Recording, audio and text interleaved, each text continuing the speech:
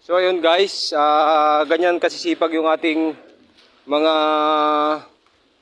kasamahan dito sa para makaparking ulit tayo ulit dito. At ating lilinisan, barado na po kasi siya guys. So walang ibang tumitira ng ating mga putik dito kundi si Mr. Jonas Areno and then si Mr.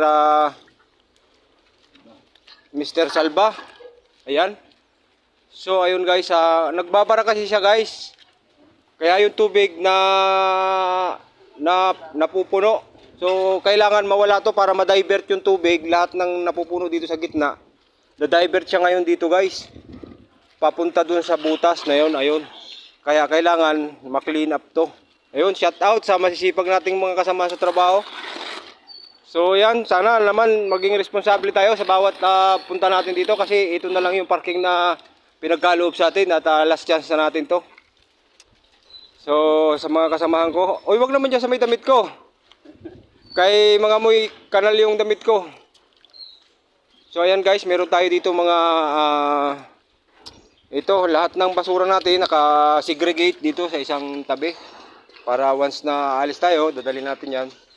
At itatapon natin sa labas.